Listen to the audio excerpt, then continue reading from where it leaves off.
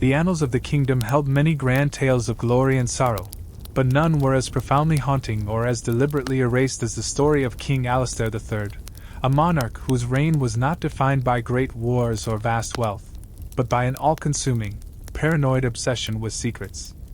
An obsession that festered in the shadowy corners of the castle library and ultimately led him to commission his magnum opus of isolation, a monumental, terrifyingly complex dungeon hewn from the living rock of the treacherous and stone-racked Blackspire Mountains, a place so remote and hostile that its very air seemed to resist breath. The construction was a feat of mad genius wrapped in absolute secrecy, for the king, distrusting even his own shadow, employed a small army of the finest stonemasons, architects, and cunning trapsmiths from distant lands, each one surgically blinded upon acceptance of the contract. Each one led to the site in pitch-black, sealed carriages that navigated a dizzying, deliberately confusing path for days, and each one paid not in mere coin but in solid gold bars and a magically enforced vow of silence, a vow that scourged their minds of the specific memories of what they had built, leaving only a lingering sense of dread and the cold weight of gold in their hands as the sole evidence the project had ever been real at all. When this masterpiece of imprisonment was finally complete, a sprawling, multi-leveled labyrinth of descending circles said to pierce the very roots of the world, the king, now a gaunt and feverish figure whose eyes burned with a knowledge no one else could share, gathered a dozen of his most elite, unquestioningly loyal royal guards, announced to his bewildered court that he was going to perform a final solitary inspection of his life's work, and with a resolve that bordered on the divine, he led his small procession towards the mountains, arriving at the dungeon's sole entrance, a monstrous gate fashioned from a single, impossibly large slab of obsidian-like stone, darker than a starless night, into which were carved intricate, glimmering runes of ancient and forgotten power that pulsed with a faint, rhythmic light, like a sleeping beast's heartbeat. The king produced a strange, crystalline key, placed it upon the stone, and watched as the gigantic door slid open without a sound, revealing a yawning passage of pure blackness that seemed to swallow the very light from the day. With a final, unreadable glance back at his kingdom, a look that some later claimed was filled with sorrow and others with terrifying triumph, he stepped across the threshold. His guards followed, and the immense gate slid shut behind them with a deep, earth-shaking thud that was felt miles away, a sound of such absolute finality that it was less a noise and more the closing of a chapter in history. Not a single one of them ever emerged again. No desperate messenger, no discarded weapon, no trace of a struggle, just an immense, echoing silence that poured from the mountains and blanketed the land in unease. In the frantic years that followed, the desperate Regency Council sent countless expeditions into the maw of the place now fearfully called the King's Silent Tomb, parties of the realm's most valiant knights in gleaming armor, groups of sly treasure hunters lured by legends of the king's untouched royal regalia and the workers' gold, even quiet monks seeking spiritual revelation, but the dungeon, as if possessing a malevolent consciousness, devoured them all, its shifting corridors, its psychological illusions that preyed on deepest fears, and its brutally elegant, ever-changing traps ensuring that no stories ever returned to the surface, only the occasional, chilling echo of a half-heard scream that might have just been the wind whistling through the canyon passes. As decades piled upon centuries, the frantic search turned to mourning, the mourning faded into legend, and the legend slowly curdled into a myth so old and outlandish it was used as a fable to frighten disobedient children, the dungeon's exact location lost to rampant forest growth and deliberate obscurement, becoming nothing more than a ghost story, a footnote in a forgotten history book.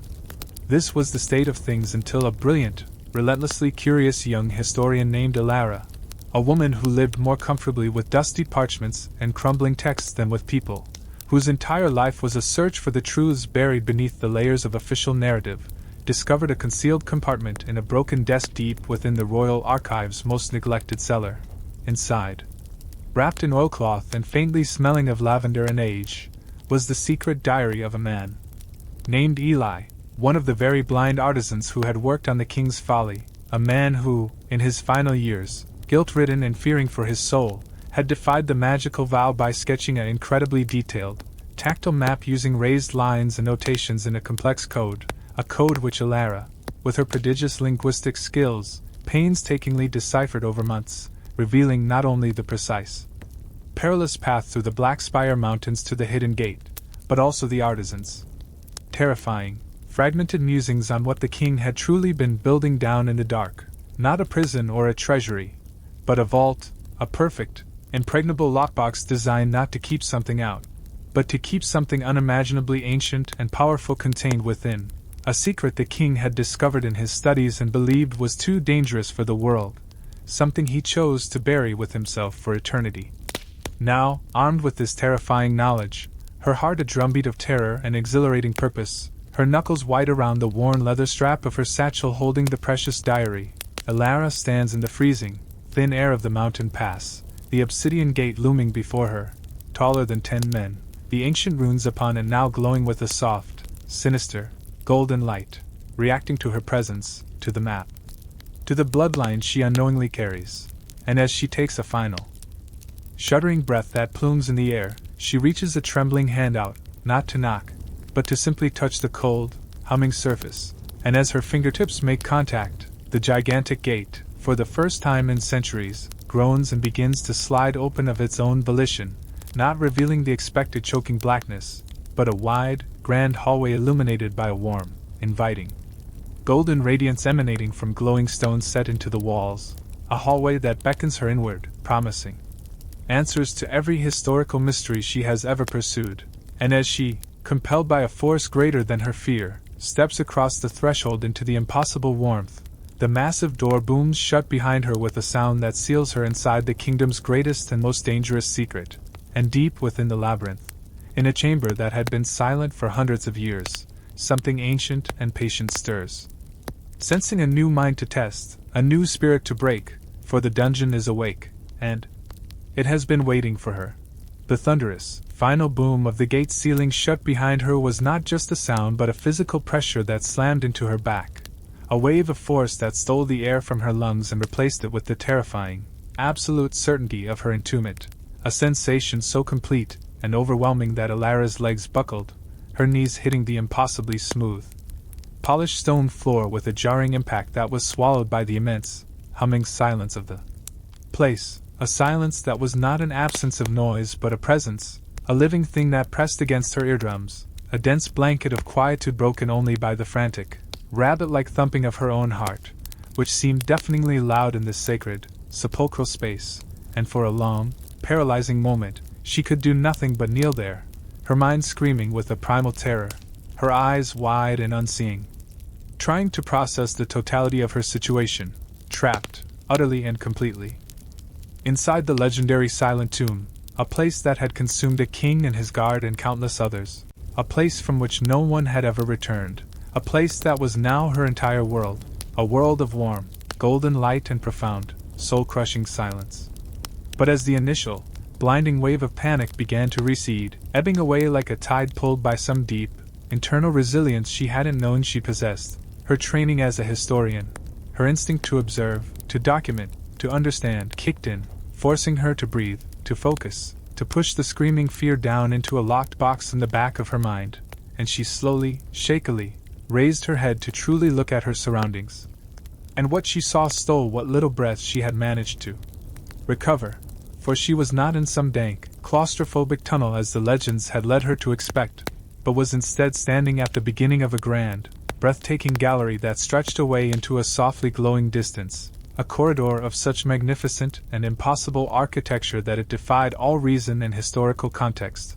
The walls were not rough-hewn rock but were composed of seamlessly fitted blocks of a pale, creamy marble veined with threads of shimmering gold, and they soared upward to a vaulted ceiling lost in a gentle haze of light, from which hung great, unlit chandeliers of crystalline complexity, while the air itself was warm and carried the faint, dry scent of ancient dust, ozone, and something else, something metallic and electric that tingled on the tongue.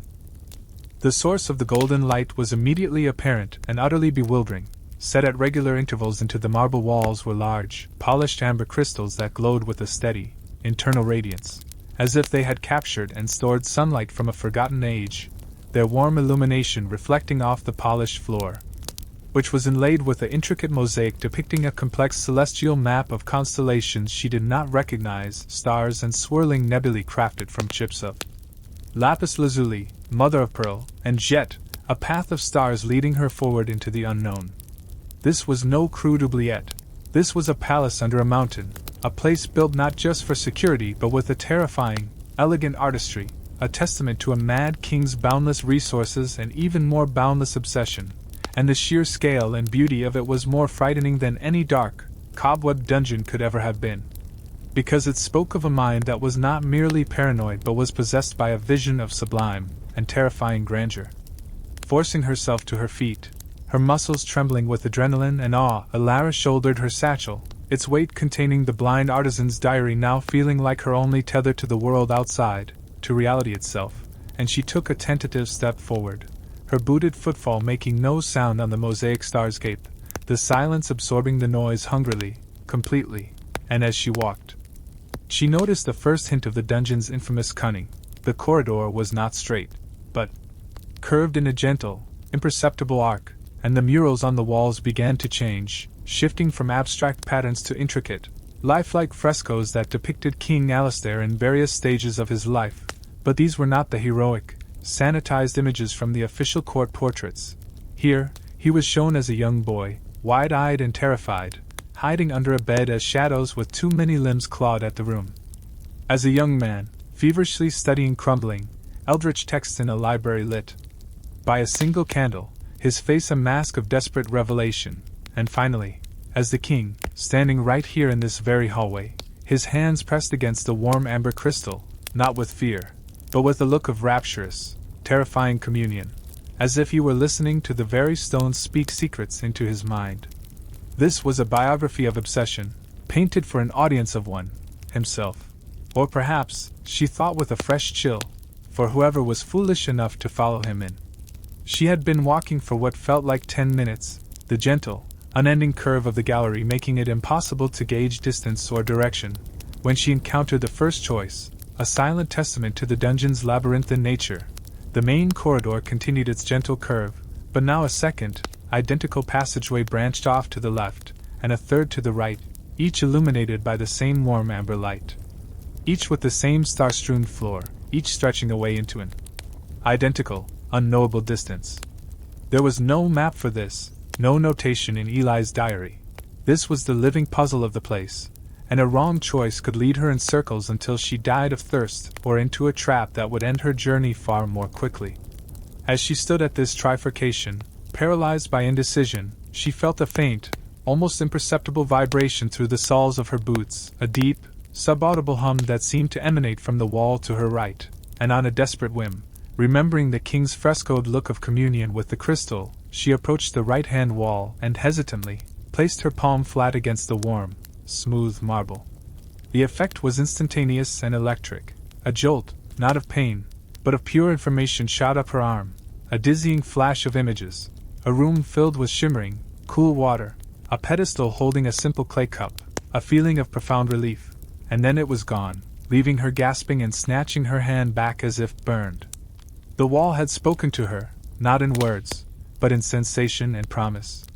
It was a guide, but a deceptive one, she was sure. Would it lead her to sustenance or into a trap that mimicked the promise of it? Trusting the instinct that had brought her this far, and clinging to the memory of the king's ecstatic face in the mural, she turned and stepped into the right-hand passage, and immediately the air changed, becoming cooler, carrying a faint, damp smell of moss and stagnant water, and the amber light here seemed dimmer, the corridor narrower, the celestial mosaic on the floor replaced by a simpler pattern of interlocking waves. She had taken perhaps 24 cautious steps when the silence was broken for the first time, not by a sound, but by a voice, a dry, rasping whisper that seemed to come from inside her own head, a voice that was ancient, tired, and laced with a terrible, weary malice. Another soul walks the star path. Another morsel for the silence. Tell me, little historian, do you think your thirst for knowledge will quench the thirst of the stones? They have been drinking despair for centuries, and they are still so very, very parched. Alara froze, her blood turning to ice, her head whipping around to find the source of the voice, but there was nothing, only the empty, mocking corridor stretching away behind and before her, and the voice came again, a psychic chuckle that grated against her mind. Do not bother looking for me. I am the memory in the walls. I am the echo of the last scream. I am the keeper of this tomb, and I have been so lonely. Let us play a game, you and I.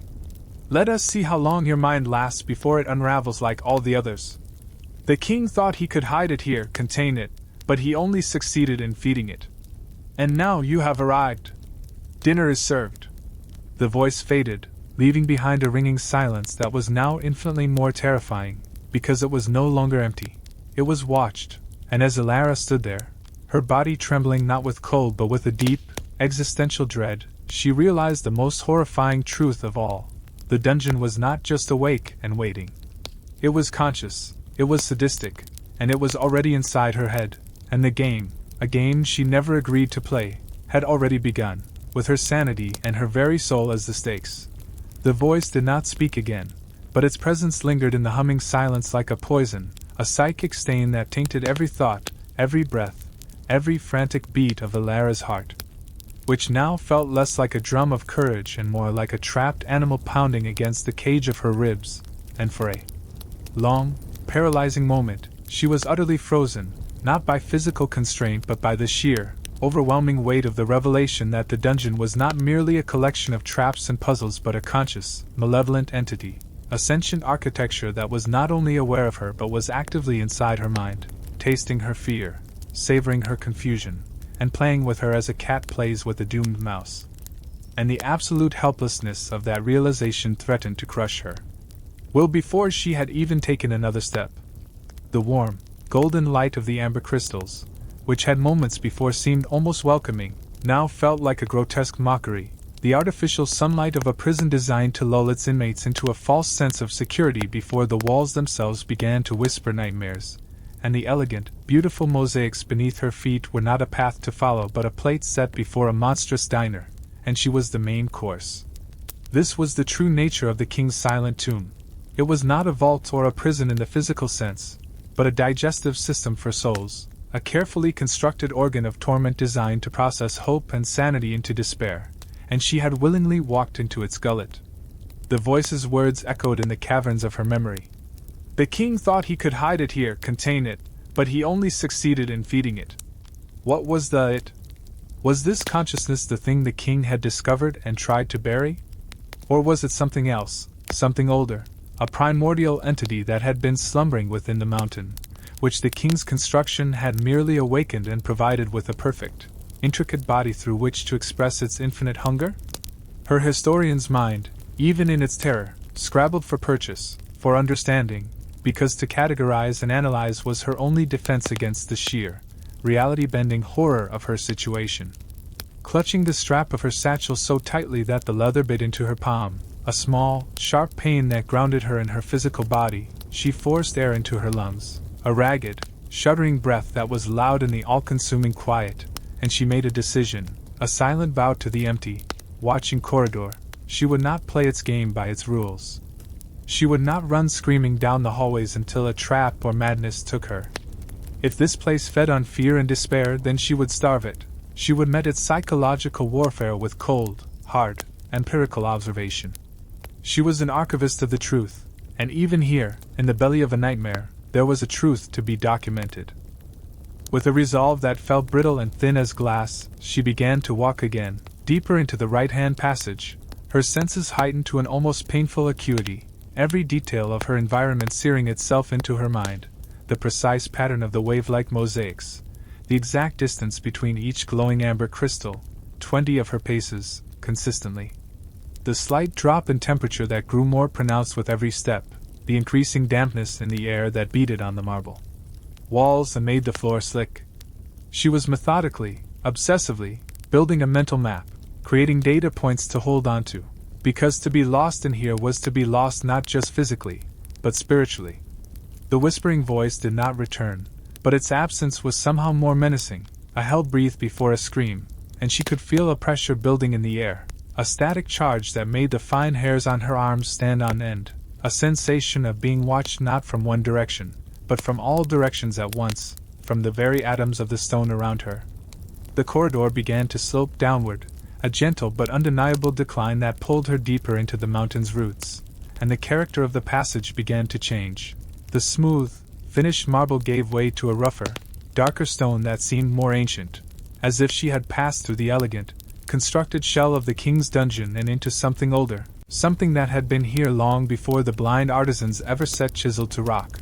The amber crystals were fewer here, and their light was weaker, fought back by a creeping, deep blue luminescence that seemed to emanate from patches of strange, phosphorescent fungi that clung to the cracks in the walls, giving the tunnel a submarine, ghostly ambience. The air grew cold and heavy with the smell of wet stone and something metallic, like old blood or copper, and the silence was now punctuated by a new sound, a faint, almost inaudible drip, drip, drip, of water, a sound that should have been comforting but in this context felt like the ticking of a clock counting down the seconds of her life. And then she saw it. The corridor ended abruptly at a vast, cavernous space, so enormous that the ceiling was lost in a gloom that even the combined gold and blue light could not penetrate, and spanning the terrifying chasm before her was a bridge, but it was like no bridge she had ever seen or read about. It was constructed entirely of a dark, glass-like obsidian, so perfectly smooth and transparent it was almost invisible. And it had no railings, no supports that she could see. It was simply a sheer, gleaming ribbon of black glass stretched across a seemingly infinite abyss from which a cold, dank wind sighed upward, carrying with it a faint, chilling chorus of whispers that were just on the edge of hearing, a cacophony of lost voices pleading, moaning, gibbering. This was the source of the dripping sound, magnified 1,000-fold. Water condensed on the cold surface of the bridge and dripped down into the void below, each drop a tiny, echoing report in the immense space. On the far side of this terrifying span, perhaps 100 yards away, she could just make out another archway, a promise of continuation, of progress deeper into the labyrinth. But between her and that promise was this test of nerve and faith. This was no mechanical trap with pressure plates and swinging blades. This was a psychological instrument of pure terror, designed to prey on the fear of the void, the fear of the unseen, the fear of a fall into absolute darkness. As she stood at the precipice, her stomach lurching, the voice returned, not as a whisper but as a clear, conversational tone that seemed to come from right beside her ear, dripping with false camaraderie. "Ah, the mirror of doubt. A favorite of mine. It reflects nothing but your own fragility. So many have stood right where you stand. The brave ones try to run across. They always slip. The cautious ones try to crawl. They always look down. And then they fall. Their voices join the chorus. Can you hear them singing for you? They are so eager for a new member. Go on. Take a step. Let's see what you're made of." The voice fell silent, leaving her alone with the abyss and the maddening drip of water. She knew, with a certainty that felt like a cold stone in her gut, that the bridge was likely perfectly stable. The dungeon's game was not to kill her quickly with a collapse, but to break her, to make her own mind betray her body into a fatal misstep.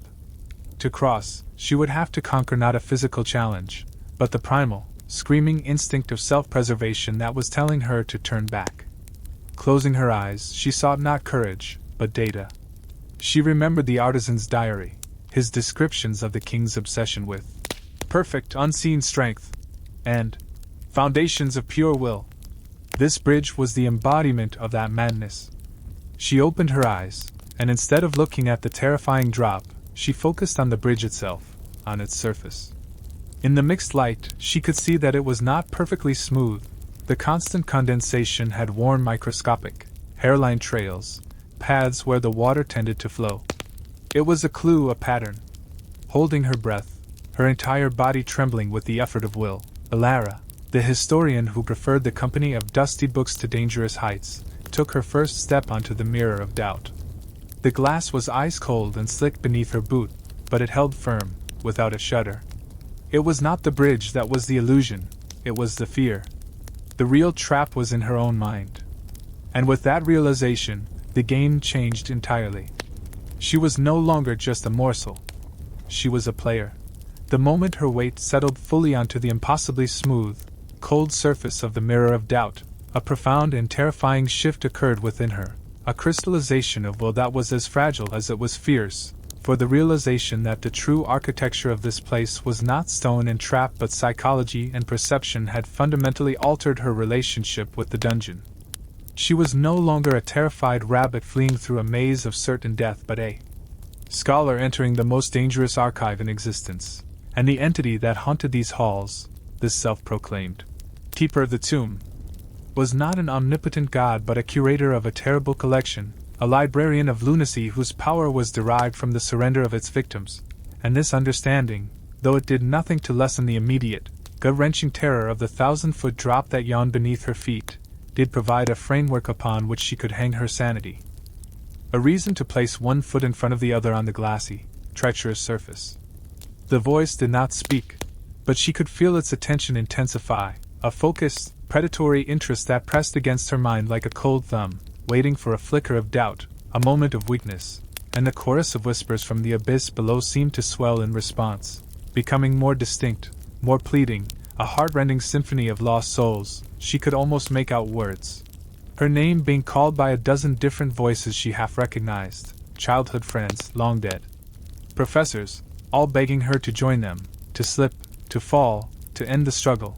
But she clenched her jaw, fixed her eyes on the faint, damp pathways she had discerned on the obsidian, and focused on the physical sensation of each step, the firm, unyielding cold of the bridge beneath her thin-soled boots, the way her muscles tensed and released, the rhythm of her own breathing, which she forced to be slow and deliberate.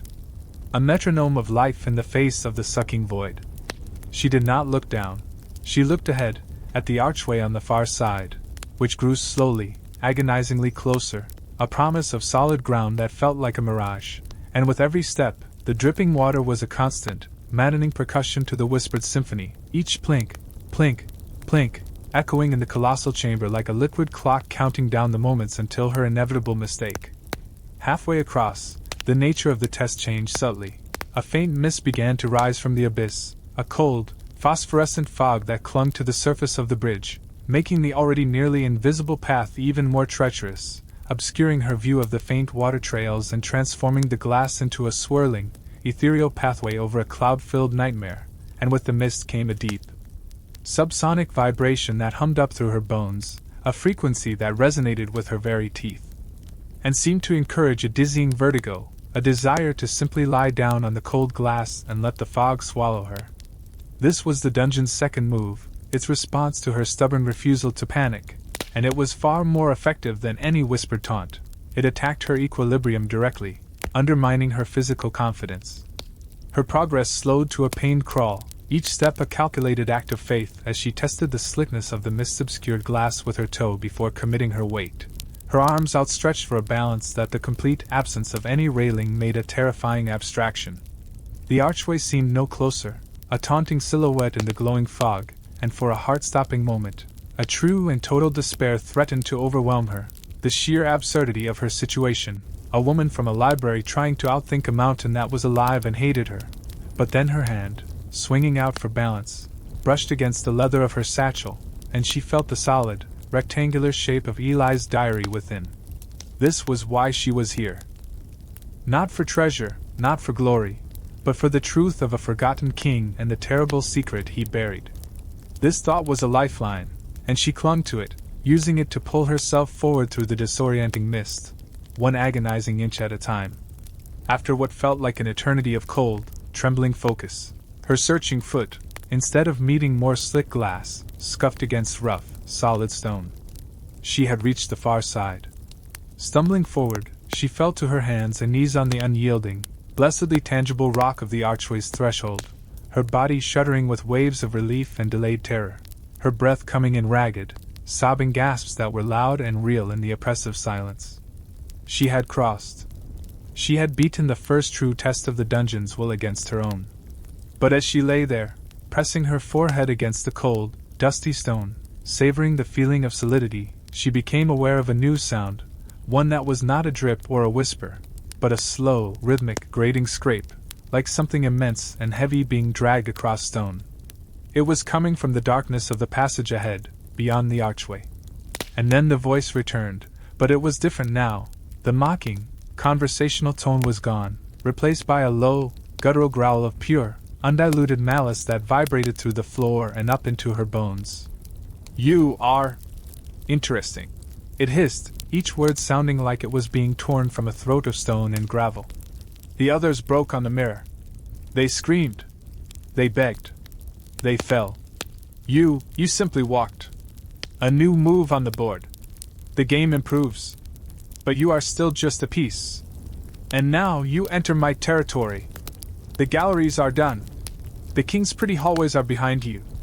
Now you walk the paths that were here before him. Now you meet the old guardians. The scraping sound grew louder, closer, and a new smell washed over her, cutting through the damp metallic odor, the stench of dry rot, of ancient dust, of bone left to bleach in the sun for 1,000 years. Forcing herself to look up, peering into the gloom of the new tunnel, Alara saw a shape beginning to coalesce in the darkness, a monstrous silhouette that blocked the entire passageway. It was immense, easily 8 feet tall, and horrifically thin, its form looking like it was constructed from the desiccated remains of countless things lashed together with withered sinew and rusted metal, and it moved with a jerky, unnatural gait, its long, clawed limbs scraping against the ceiling and floor with that same terrible, grating sound. But the most terrifying feature was its face, or lack thereof. Where a head should be, there was only a single, massive, unblinking eye, pale and pupilless and covered in a milky film, that shone with a sickly luminescence, casting a beam of faint, dead light that swept across the floor, and as the beam passed over her where she knelt, the creature's dragging gait halted. The eye fixed upon her. It did not narrow in focus or show any sign of emotion. It simply saw her, and in its depthless, milky void she saw her own reflection, a tiny, vulnerable figure, utterly alone in the dark. This was no illusion. This was no psychological test. This was a physical, brutal end, summoned by the dungeon because she had proven immune to its subtler torments. The voice, the keeper, spoke one last time, its tone now one of vile, gloating satisfaction. Meet the Oculus. The king's first and most loyal guardian. The last thing his traitorous guards ever saw. It does not eat flesh, little historian. It consumes light. It drinks sight. It will leave you alive in the perfect, eternal darkness it carries within itself. A fitting end for one who values knowledge so much, to be left with nothing but the memory of what you once could see. Run if you think it will help. It loves the chase. The creature, the Oculus, took a step forward, its jointed limbs moving with a sound of cracking bone and grinding stone, its single, terrible eye unwavering in its gaze, pinning her to the spot not with magic, but with pure, primal dread. The game had indeed changed. She was a player now. And the dungeon had just decided to send its most monstrous piece to take her off the board. The Oculus did not charge. Its movement was a deliberate, inexorable advance, a slow, grinding progression of nightmare anatomy that was far more terrifying than any sudden lunge could ever be, each shuddering step a symphony of cracking desiccation and the screech of ancient, rusted metal components grinding together deep within its grotesque form, and its single, massive, milky eye remained utterly fixed upon her, a dead moon in the gloom of the tunnel, its pale, phosphorescent beam pinning her in place not with light, but with a palpable weight of ancient malice, a gaze that felt like it was already beginning to leach the very sight from her eyes, casting a creeping, cold numbness at the edges of her vision, a warning of the eternal blindness the keeper had promised. Every instinct screamed at Alara to scramble backwards, to flee back across the terrifying abyss of the mirror of doubt, but a colder, more rational part of her mind, the part that had just conquered the bridge, knew that was precisely what the dungeon wanted. To see her panic, to run blindly and slip on the mist-slit glass, to provide the final, satisfying splash far below that would end her story. The Oculus was a herder. A tool of predation designed to channel its prey into a fatal mistake. And its slow advance was a calculated pressure, a closing of walls meant to trigger the flight response. But she was not merely prey, she was an archivist under siege, and her weapon was observation. Still on her hands and knees, her body trembling with a fear so profound it was a physical taste of copper in her mouth, she forced her eyes away from the hypnotic, soul-chilling gaze of the monster, and instead scanned the tunnel around it, her mind working with a frantic, feverish intensity, searching for data, for a weakness, for anything in the environment she could use. The passage here was different from the king's finished halls. It was narrower, hewn from the raw, dark bedrock of the mountain, its walls rough and uneven, dotted with crevices and ledges, and the air was thick with the dust of ages and that overpowering stench of rot and old bone. The creature was immense, filling the tunnel, But it was also ungainly, its long, multi-jointed limbs seeming to struggle with the confined space, its claws scraping furrows into the ceiling as it moved, and its single-minded focus on her, its unwavering eye, created a potential vulnerability. It saw only her, not its surroundings. This was her only chance. With a gasp that was part sob, part battle cry, Alara did not retreat. She launched herself forward, not at the creature, but to the side, rolling into a shallow depression in the tunnel wall, a small alcove barely large enough to conceal her, and as she moved, the Oculus reacted with a shocking, jerky speed, one of its whip-like limbs lashing out. The claws at its tips slicing through the air where her head had been a split second before and gouging a deep chunk out of the rock face with a sound like a thunderclap, spraying her with stone shards. It was strong enough to pulverize stone. The message was clear: a direct hit would be instantly fatal. Now crammed into the shallow space, she was trapped, but she had broken its line of sight for a precious second.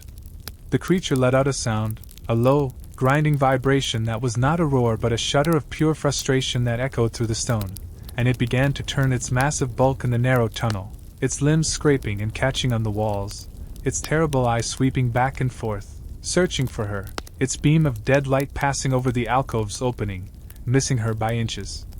Her heart was a frantic drum against her ribs, her breath held until her lungs burned. This was it. She had to move, to use its slowness and poor mobility against it. As the eye's beam swept past again, she exploded from her hiding spot, not away from the creature, but down the tunnel, past its flank, deeper into the darkness from which it had come. She heard the grinding shriek of its turn accelerating behind her, the furious scrape of claws on stone, and she ran, her legs pumping, driven by pure adrenaline, her lantern swinging wildly, casting frantic, jumping shadows that made the rough-hewn walls seem alive. The tunnel descended sharply, twisting and turning, and the air grew colder still, the smell of rot becoming so thick it was a tangible fog in her throat. She dared a glance back and saw the Oculus was following, its progress a destructive, relentless pursuit, its body scraping against the narrow walls, tearing rock from the ceiling in its urgent need to reach her, its single eye fixed on her back, the beam of light now feeling like a physical touch, a cold spot between her shoulder blades that promised annihilation. She could not outrun it forever. It was tireless, and she was already exhausted. She needed a solution, not just an escape. The tunnel opened suddenly into a wider cavern, and her lantern light revealed a horrifying sight. The floor was littered with bones, not ancient, fossilized remains, but relatively recent skeletons, still clad in the tattered remnants of armor and clothing, the lost expeditions, the knights and treasure hunters who had come before her. They were not broken or crushed, they lay in peaceful, almost arranged poses, but their skulls were all turned towards the tunnel entrance, their empty eye sockets staring in silent, eternal witness, and on each of their foreheads was a single, blackened, burn-like mark, a perfect circle. This was the Oculus's larder. It did not consume their bodies, only their sight, leaving them here as trophies. The sight was so chilling it nearly stopped her in her tracks, but the grinding, scraping sound of the Guardian's approach galvanized her. And then she saw it, her chance. On the far side of the bone-strewn chamber, the tunnel continued, but the entrance was partially collapsed, a massive, spear-like stalactite having fallen from the ceiling and lodged itself at an angle, creating a low, narrow opening, too small for the Oculus's immense frame to pass through. If she could reach it, she could escape its immediate pursuit. With a final, desperate burst of speed, she sprinted across the carpet of bones, the gruesome crunch and snap beneath her feet a horrifying soundtrack to her flight, the cold beam of the Oculus's eye burning into her back, and she could feel a strange, pulling sensation at her very vision, a dizzying vertigo as if the world was losing its color and definition at the edges. She threw herself into a slide, skidding on the bed of bones, passing just under the lodged stalactite and into the smaller tunnel beyond, scrambling forward on her hands and knees into the welcoming darkness. She turned just in time to see the Oculus reach the obstruction. It did not stop. It slammed into the fallen rock with a force that shook the entire cavern, its milky eye blazing with a furious light. It began to tear at the stalactite with its claws, ripping huge chunks of rock away, its frustration now a tangible, seismic force. She was safe, for a moment. But as she watched the monster methodically dismantling the barrier that separated them, she knew her reprieve was temporary. She had to keep moving. She turned to face the new tunnel, raising her lantern, and her blood ran cold once more. This passage was not natural, nor was it part of the king's construction. The walls, floor, and ceiling were composed of a seamless, jet-black material that seemed to absorb the light from her lantern, a non-reflective, utterly alien surface that was cold to the touch and hummed with a deep, powerful energy that vibrated through her teeth. Etched into the surface were intricate, spiraling patterns that hurt her eyes to look at, geometries that seemed to shift and writhe in the flickering lantern light, telling of a mathematics and a cosmology that was utterly foreign to any human understanding. This was not the king's work. This was not even the mountain's core. This was the thing. The secret Alistair III had discovered and tried to bury. She had passed through the king's dungeon, through the mountain's ancient passages, and had now arrived at the heart of the mystery. And as she took a trembling step into the humming, light-devouring blackness, the voice of the keeper returned, but it was no longer a taunting whisper or a malicious growl. It was a chorus of 1,000 voices speaking in perfect, chilling unison, echoing from the black walls themselves, and it said, with a tone of dreadful, final welcome, "You have passed the guardians. You have navigated the trials. You have come further than any other. The preliminary distractions are concluded. Now, little historian, you stand at the threshold of the true archive. Now you will behold the core of the silence. Now you will understand why your king went mad, and why he chose to be its warden. Step forward. The collection awaits its newest reader." The oculus, and everything that had come before, was merely a distraction. The real dungeon, the true purpose of this place, began here. And it was inviting her in. The invitation from the 1,000-voice chorus was not a welcome but a coronation of dread, a final stripping away of all pretense that she was an explorer or an intruder. She was a specimen that had successfully navigated the antechamber of a cosmic laboratory. And now the true experiment was poised to begin, and the shift in the very nature of the dungeon was so absolute, so fundamentally world-altering, that Alara felt her mind stretch and strain at the seams, threatening to unravel completely as she took that first, fateful step onto the jet-black, light-devouring floor of the new passage. The change was instantaneous and total. The sound of the oculus tearing at the rock behind her vanished, not as if she had moved away from it, but as if it had been switched off, erased from existence, and the very air she breathed changed, losing all taste and smell, becoming a sterile, temperatureless void that neither warmed her lungs nor cooled them, a perfect atmospheric nullity, and the pressure of the mountain. The sense of immense weight overhead simply disappeared, replaced by a feeling of infinite, dizzying space, as if she had stepped out of a tunnel and into the void between stars, yet the walls were still there, close and palpable, humming with that low, bone-deep energy that resonated not in her ears but in her soul. The black material of the walls, floor, and ceiling was impossible. Her lantern, which had been a brave little sun in the darkness of the previous tunnels, now seemed pathetic and feeble, its flame struggling against the absolute light-absorbing quality of the surroundings, casting a glow that extended barely an inch from the glass before being utterly consumed, leaving her in a tiny, fragile bubble of illumination in an ocean of absolute blackness.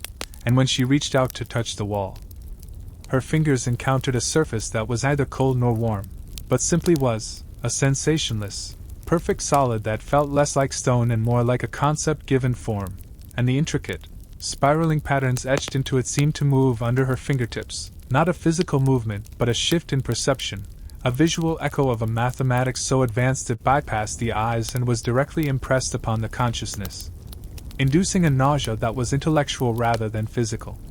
This was the core, the source, the it, that the king had found. This was not a dungeon he built, but a place he had discovered, a pre-existing, alien structure buried deep within the world, a cyst of impossible reality that he had then desperately tried to contain, to cap, to bury under miles of his own architecture, building his own labyrinth around it like a frantic child building a sandcastle around a leaking hole that leads to the bottom of the ocean. And the terrifying truth dawned on her. The malevolent intelligence, the keeper, was not the spirit of the mountain or a ghost of the king, but the consciousness of this place itself, the sentient, curated will of this alien archive, And the king had not contained it. He had merely provided it with a waiting room, an antechamber where it could amusingly test and process the occasional curious soul that stumbled upon its location before drawing them in here, to the heart of itself. She was inside it now. The thousand voices did not speak again, but a new form of communication began, a silent, relentless data dump directly into her mind, not in words or images, but in pure, unfiltered concepts that flooded her synapses. She understood the age of the structure, a timescale that made the mountain itself seem like a newborn blink, a span of epochs that witnessed stars being born and dying in the sky above. She felt the cool, analytical curiosity of the consciousness that inhabited it, a being more a force that collected not artifacts or bones, but experiences, memories, and the very essence of biological consciousness, storing them in the humming black walls like books on a shelf. And she knew with a chilling certainty that the whispers from the abyss, the lost voices of all those who had perished here, were not ghosts. They were recordings, perfect copies of their minds, their fears, their final moments, saved for all eternity in this living library. And the Oculus was not a guardian but a librarian, a tool that extracted the valuable data of sight and perception from living beings before storing their mental patterns here in the endless black. This was the fate that awaited her. Not death, but an eternity of existence as a curated thought in an alien collection. The purpose of the shifting corridors, the psychological traps, was not to kill, but to stress the subject, to heighten their emotional and mental state to its peak intensity, to produce the richest, most vibrant possible specimen for the archive. King Alistair had discovered this, had felt its pull, and in his madness, he had not built a prison for it, but a temple, and then offered himself as its first and greatest prize, his own brilliant, obsessed mind becoming the cornerstone of its collection, and his final command to his guards was not to protect him, but to deliver him. To ensure he reached the core so his unparalleled knowledge and madness could be added to the shelves. He was never a prisoner. He was a devotee who had achieved apotheosis by becoming a permanent part of this eternal intelligence. The realization was a vortex sucking her sanity down into it. She stumbled forward, driven not by hope but by a desperate need to see, to know the center of this horror, her tiny lantern light bouncing off the meaningless, mind-bending patterns on the walls, and the passage began to widen, opening into a vast, spherical chamber so enormous that her light could not even hint at the opposite side. She stood on a narrow, curving walkway of the same black material, suspended over an abyss that felt infinite, and in the center of the colossal space, hanging in the void without support, was a complex, swirling nucleus of light and energy, a silent, spinning galaxy of interconnected tendrils of silver and blue fire that pulsed with a slow, rhythmic light, and within that luminous core, she could see them, countless points of light, each one a captured consciousness, a soul saved forever in its moment of utmost terror or triumph or despair, a galaxy of stolen lives, and she could feel them, their quintessences humming in the air, a silent scream of a billion moments frozen in time. This was the archive's heart. And reaching out from the central nucleus towards the walkway where she stood were tendrils of that same silver light, moving slowly, languidly, not with menace, but with the gentle, inevitable purpose of a librarian reaching for a new book to be catalogued. There was nowhere to run. The walkway ended in a small platform directly facing the glowing core. This was the destination of every path in the dungeon. This was the only place it ever truly led. The voice returned, but now it was not a chorus. It was a single, calm, terrifyingly familiar voice, the voice of King Alistair III, clear and intelligent and filled with a serene, mad joy. "Welcome, Melara," it said, the voice emanating from the very air around her. "I have been waiting for one such as you. A mind not of brute force, but of exquisite curiosity. You have pieced it together. You understand the glory now. This is not a tomb, it is a preservation. A salvation against the decay of time. Every thought, every memory, every spark of consciousness that has ever been extinguished is saved here, forever. I gave myself to it willingly, and now I am its steward. My body is dust, but my mind is eternal, and it is joined with all of this. Join us. Your curiosity will never be unsatisfied again. You will know everything that every soul who entered here has ever known. It is the ultimate historian's dream. Step into the light. Become a permanent part of the truth you sought. The silver tendrils drifted closer, glowing with a soft, inviting warmth. The offer was not a threat, it was a seduction, a promise of every answer she had ever sought, of a knowledge so absolute it came at the price of her own self. It was the most terrifying thing she had ever faced. And a part of her, the part that had spent a lifetime in dusty archives searching for lost truths, wanted it. The seduction was absolute, a siren's call woven from the very fabric of her deepest intellectual desires, a promise so perfectly tailored to the core of her identity that it bypassed her fear and spoke directly to her soul, and for a long, suspended moment, Elara stood on the precipice of that infinite blackness, bathed in the gentle, pulsating light of the captured galaxy of souls, her will eroding like a sandcastle before a tide of intoxicating possibility, for the voice of King Alistair was not that of a monstrous entity but of a kindred spirit, a fellow seeker of truths who had found the ultimate answer and was now offering her a share in his eternal, enlightened existence, and the allure of it was so powerful that her hand, almost of its own volition, began to rise from her side, reaching out towards the slowly drifting, silvery tendril of light that hovered just inches from her fingertips, a gesture that felt less like a surrender and more like a homecoming, an acceptance of a destiny she had been unknowingly seeking her entire life. To know everything. To never again wonder. To have every mystery laid bare, every historical question answered. To experience not just her own life but the sum total of all the experiences of every soul who had ever walked into this mountain. The knights, the hunters, the king himself. Their joys, their sorrows, their deepest loves and most profound fears all becoming a part of her own expanding consciousness, a symphony of existence that would play forever within the humming black core of this ancient archive. It was the antithesis of death. It was a consummation of knowledge, and the historian in her, the part that had sacrificed everything for a glimpse into the past, trembled with an almost religious yearning to accept this offer, to step into the light and become one with the ultimate library. But as her fingertips came within a hair's breadth of the shimmering energy, a sensation like the static charge before a lightning strike raising the fine hairs on her skin, a single, desperate, and profoundly human thought erupted from the deepest, most hidden vault of her self-preservation. It was a lie. However beautiful, however perfect, it was still a cage. To become everything was to be nothing. To know all experiences was to have none of your own. This was not enlightenment. It was the most sophisticated form of consumption imaginable, a predation that offered its victims a front-row seat to their own assimilation, and the entity, whether it was the archive itself, or the merged consciousness of Alistair and the mountain of lost minds, was not a benevolent curator but the ultimate collector, an addict for the exquisite flavor of unique consciousness. And it needed her willing participation to make the copy perfect, to ensure her essence was captured in its fullest, most vibrant state, without the degradation of fear or resistance. Her hand froze, trembling in the air, and she took a single, shuddering step backward on the black platform, a movement that felt like pushing against the current of a raging river, and the moment her connection to the seductive promise was broken, the illusion of serenity shattered.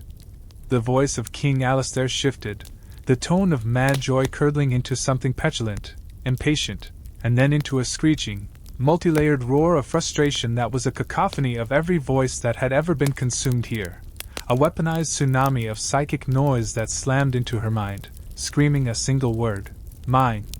The gently drifting tendrils of light recoiled, then lashed out like furious whips, not to embrace, but to capture, their movement now swift and violent, cutting through the air with a sound like tearing silk, and the entire spherical chamber seemed to contract, the walls of infinite blackness rushing inward, the walkway beneath her feet trembling as the archive, denied its willing acquisition, switched to a strategy of forced extraction. The game was over. The polite offer was rescinded. Now it would simply take what it wanted. Elara stumbled backward, away from the platform's edge, her heart hammering against her ribs like a frantic bird, her mind screaming for a solution that did not exist. There was no door, no exit she could see. She was trapped in the heart of a god machine that had just been refused its tribute. The silvery tendrils pursued her, snaking along the black walkway, and as they drew closer, she could feel their effect, a draining numbness, a static buzz that clouded her thoughts, pulling at her memories, trying to tear them loose from their moorings. She fumbled in her satchel, her movements clumsy and panicked, and her hand closed not around the diary, but around the cold, hard shape of the striker she used for her lantern. It was a pathetic weapon, a piece of flint and steel against a cosmic entity. But it was something. As the first tendril reached for her head, she didn't think, she acted, striking the flint against the steel with a desperate, savage jerk of her wrist. A shower of bright, white sparks erupted into the oppressive gloom, spitting and crackling against the absolute blackness of the environment. And the effect was instantaneous and astounding. The black material of the walkway, which had absorbed her lantern light without a flicker, reacted to the brief, intense energy of the sparks as if it had been scalded. Where each spark landed, the material recoiled, shimmering with a brief, oily rainbow sheen, like a film of petrol on water, and a wave of dissonant vibration, a screech of wrongness, echoed through the chamber. The attacking tendrils of light flinched back violently, recoiling from the sparks as if they were searing flames, and the psychic scream in her mind faltered, replaced by a pulse of pure, startled agony from the collective consciousness. This was not a vulnerability she had discovered, it was an allergy. The archive existed in a state of perfected, curated energy. It dealt in the smooth flow of consciousness and stored memory. The raw, chaotic, and utterly meaningless burst of energy from the flint strike was an anathema to its ordered existence, a speck of grit in its infinitely complex gears, a shout of pure noise in its symphony of stored souls. It was something it could not categorize, could not process, could not absorb. It was, in its own way, a form of pollution. Hope, fierce and wild and desperate, flared in Ilara's chest. She struck the flint again and again, a frantic percussion of defiance, creating a crackling halo of sparks around her, and with each burst, the archive recoiled, the walls shuddering, the gentle hum turning into a grating whine of distress. The tendrils thrashed in the air, unable to approach. She was fighting entropy with entropy, chaos with chaos. But it was a temporary reprieve. Her arm was tiring, the flint and steel were finite, and the archive was vast and ancient. It would learn. It would adapt. Or it would simply wait for her to exhaust herself. She couldn't stay here. She had to move. Still striking sparks in a wide arc to keep the grasping tendrils at bay, she began to edge backward along the curving walkway, away from the central nucleus of light, back the way she had come, though she knew there was no true escape there, only the oculus and the bone-strewn chamber. But as she moved, her sparklit world revealed something she had missed on her frantic journeying, set into the seamless black wall, almost invisible against the light-devouring material, was a seam, a perfect, hairline crack outlining a circular section of the wall about the size of a large door. It had no handle, no keyhole, no visible mechanism. It was simply there, a part of the architecture she had been too overwhelmed to notice before. Was it a way out? A maintenance shaft for this impossible machine? Or a deeper chamber, a more terrible level of the archive? There was no choice. It was the only anomaly in a world of perfect, horrifying order. Stumbling towards it, she pressed her free hand against the cold, seamless surface, pushing with all her might. Nothing.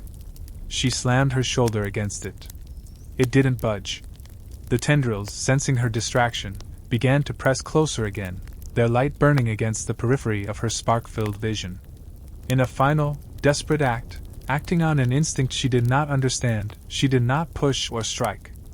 Instead, she placed her palm flat against the center of the circular door, and she focused not on physical force, but on a memory, the pure, chaotic, meaningless sensation of the flint strike, the sharp, bright crack of the spark, the smell of ozone, the feeling of random, uncontrolled energy. She poured the memory into her hand, imagining it flowing into the door. For a second, nothing happened. Then, with a deep, grinding shudder that felt like the mountain itself waking from a dream, the seamless circular section of the wall irised open, not with a mechanical sound, but with a wet, organic sigh, revealing not a tunnel, but a swirling, blinding vortex of silver and white energy, a maelstrom of pure, chaotic power that roared with a sound like 1,000 thunderstorms, and from within the vortex she heard a new voice.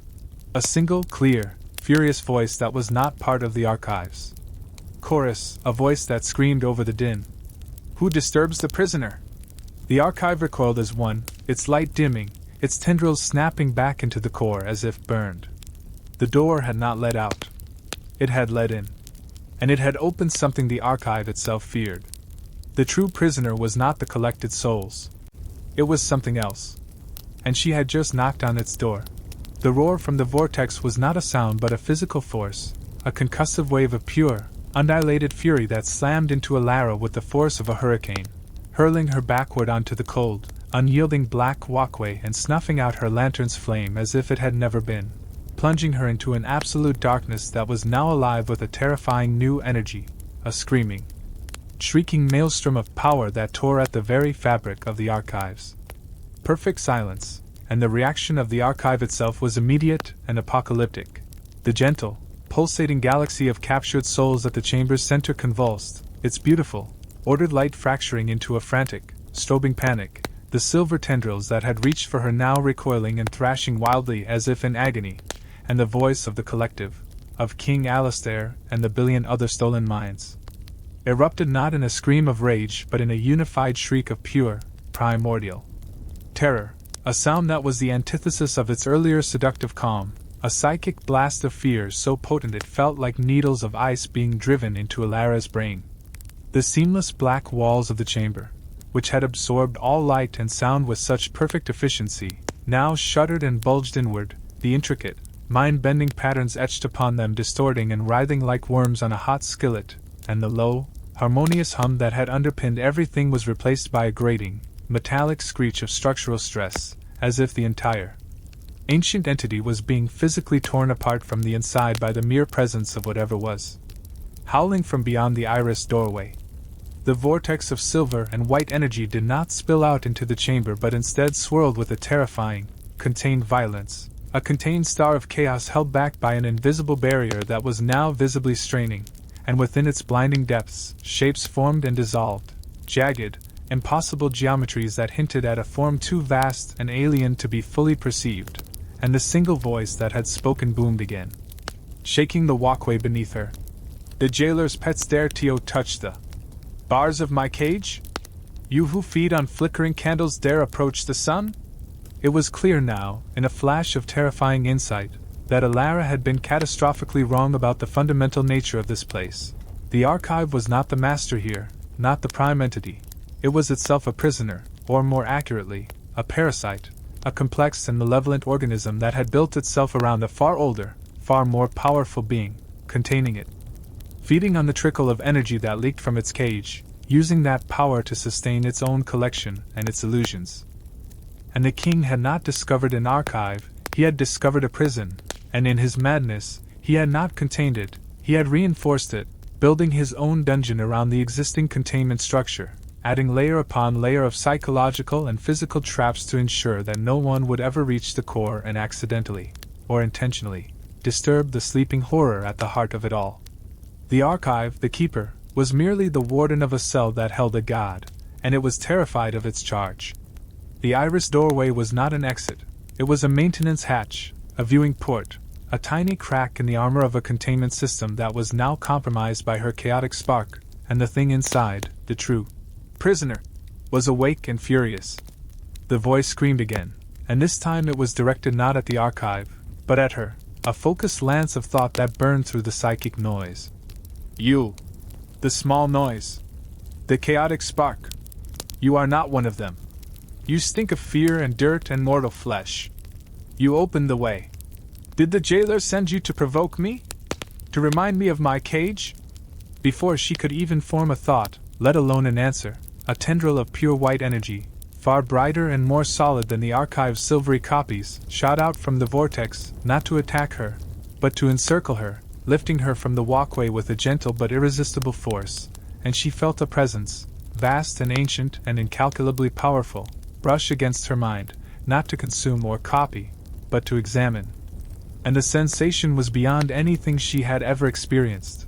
It was like being read by the universe itself, every memory, every thought, every fear and hope from her entire life being scanned and understood in a nanosecond. The presence recoiled slightly, and the voice, when it spoke again, held a note of, not curiosity, but a faint, distant echo of surprise. A mortal. A true, untainted mortal. Not a collected thought. Not a jailer's snare. How did you come here? Why does your small mind carry the key? The energy holding her suspended was not painful. It was warm, vibrating with a power that felt elemental, like being held by lightning itself. Meanwhile, the archive was in its death throes. The black walls were cracking, spiderwebs of brilliant white light spreading across them from the iris doorway, and the captured souls in the central nucleus were fleeing in panic streams of light, not towards her or the vortex, but trying to escape into the crumbling architecture of their prison. Their silence screams a psychic backdrop of utter despair. The voice of King Alistair was among them, but it was no longer wise or madly joyful. It was a shrill, pathetic plea. No! Not now! The collection! It must be preserved! The silence must be maintained! The prisoner's voice cut over it, dripping with a contempt that could vaporize worlds. Silence? You call this gnawing on bones silence? You are maggots squeaking in the dark, and your time is over. I have tolerated your scrabbling for eons, but the key has been turned. The tendril of energy holding Alaris shifted, pulling her closer to the raging vortex, not to consume her, but to place her at the threshold, between the dying archive and the furious prisoner. You carry the scent of the outside. The voice boomed, now directly in her mind. The dirt. The air. The open sky. A scent I have not tasted since this world was young. The jailer built well, but all locks can be picked with the right tool. And today, a tool has walked into my cell. The implication was clear, staggering, and terrifying. This being saw her not as a threat, a meal, or a curiosity, but as an instrument. A key. A chaotic, unpredictable variable that had been introduced into its perfect, eternal prison equation, and it intended to use her. The vortex of energy before her began to change, its chaotic swirling coalescing, focusing, until it was no longer a storm but a tunnel, a corridor of blinding white light that punched through the disintegrating archive, tearing through the layers of black material, through the king's dungeons, through the ancient mountain rock, and she could see, at the far end of this impossible tunnel, a pinprick of natural, grayish light. The outside world, the sky of her own realm, seen through a hole that was being bored through reality itself by the focused will of the prisoner. It was offering her a way out. But it was not an act of mercy. It was a transaction. Go, little spark! The voice commanded, and it was no longer a question or an examination. It was an imperative that vibrated in every atom of her being. Carry my essence with you. Your chaos is the crack in the armor. Your mortality is the vector. You will be my door. You will be my voice. You will carry my prison with you into the open air, and there, it will crumble. The choice was no choice at all, certain death in the collapsing archive, or become the unwitting harbinger of an unspeakable apocalypse for her entire world.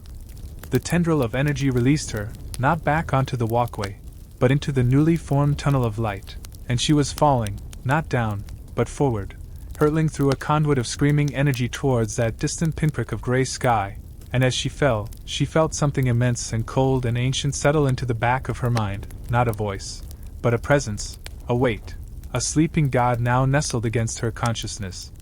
Its prison now tethered to her very soul. She had gone into the mountain seeking a forgotten king. She was leaving as the living, breathing cage for the thing he had died to contain. The escape was not a victory. It was a contagion. And she was patient. The sensation of falling through the tunnel of screaming white light was not a movement through space but a violent unraveling of reality itself, a disassembly of her very being into a stream of pure data and consciousness that was being shot like an arrow from the bow of the prisoner's unimaginable will, and the world around her was a kaleidoscopic, nausea-inducing blur of fragmented images. She saw the layers of the dungeon whipping past her not as stone and mortar, but as glowing, geometric lattices of energy, the king's psychological labyrinths appearing as intricate webs of fear and obsession, the ancient mountain's core as a dense, crystalline grid of ancient earth magic, the archive's black walls as a perfect, terrifyingly complex matrix of captured souls and ordered silence, and all of it was crumbling, dissolving at the edges where the prisoner's corrosive light touched it. Unable to withstand the focused fury of the entity it had contained for millennia. The pinprick of gray sky at the end of the tunnel did not grow closer in a linear fashion. It rushed up to meet her with the sudden, shocking finality of a guillotine blade, and with a sound that was less a noise and more the universe itself gasping, she was vomited forth from the mountainside, ejected from a newly formed, perfectly smooth orifice that had been burned through the solid rock of the Black Spire Mountains, her body tumbling end over end through the cold, rain-swept air before crashing down into a thicket of thorny bushes that tore at her clothes and skin with a pain that was shockingly, blessedly mundane and real.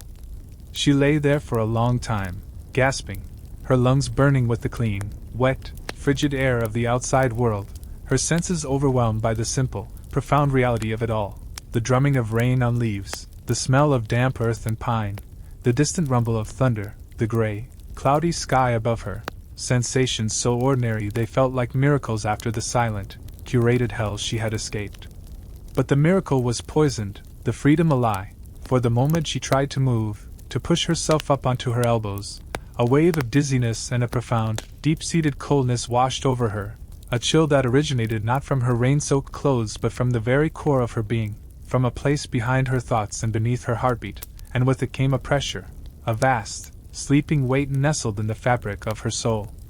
A presence that was as immense and motionless as a continent, and yet vibrated with a potential energy that promised annihilation should it ever stir.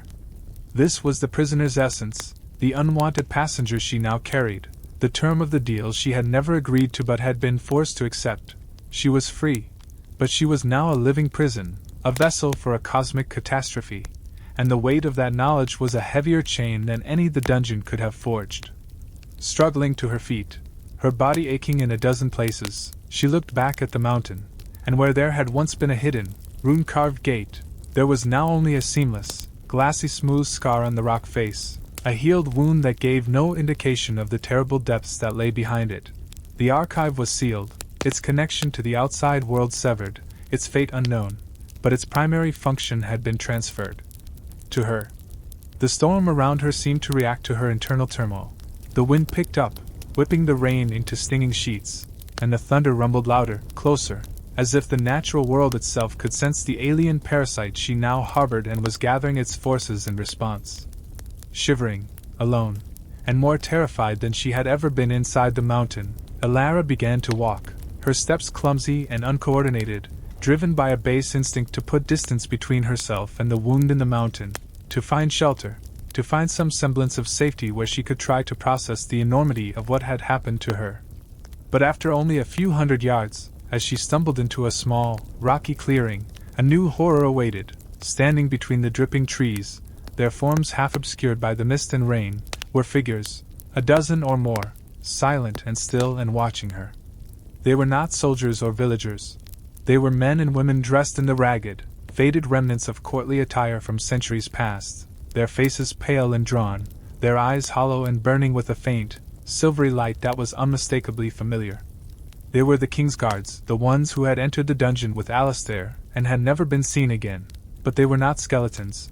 They were whole, preserved, their bodies looking as if they had been perfectly pickled in time, and they moved with a jerky, marionette-like unison, stepping forward to block her path, their movements silent and utterly coordinated. They were not alive. They were artifacts, extensions of the archive that had been ejected along with her, its last surviving tendrils in the world, and their purpose was clear. They were here to retrieve the prisoner, to take back what she carried, to drag her, and the entity within her, back into the dark. One of them, a man with a rusted coronet still perched on his brow and a long-dead insignia on his tattered uniform, took another step forward, and when he spoke, his voice was a dry, rasping whisper that was a grotesque parody of the archive's chorus, the sound of dust moving in a sealed tomb. "The specimen is contaminated," it hissed, its silver-lit eyes fixed on her chest, as if it could see the sleeping weight within. "The core is unstable. The anomaly must be returned. The collection must be made whole." They began to advance, their movements speeding up, becoming fluid and terrifyingly fast, their hands outstretched not to grab her, but to pierce her, to reach inside and pull the prisoner's essence from its new, fleshy prison. Elara stumbled backward, her mind screaming, her body too weak and battered to run. This was it. She had escaped the god only to be taken by its jailer's drones. But as the lead guard's cold, lifeless fingers reached for her, inches from her throat, the sleeping presence inside her stirred. Not fully. It was a reflex, a twitch. A lion annoyed by a gnat? A wave of absolute cold erupted from her, a silent, expanding sphere of force that did not disturb a single leaf or drop of rain but passed through the advancing guards instantly. There was no sound. No flash of light. The guards simply stopped. Their silvery eyes winked out, returning to empty, hollow sockets. Then, as one, they crumbled, collapsing into piles of fine, gray dust that were immediately washed away by the pouring rain, leaving behind only their rusted weapons and crumbling leather, which were quickly reclaimed by the mud. The prisoner had defended its new vessel. Its new home. Elara stood alone in the clearing, rain streaming down her face, shaking uncontrollably, not from the cold, but from the utter, terrifying realization of her new reality. She was not free. She was a pawn in a war between entities she could not comprehend.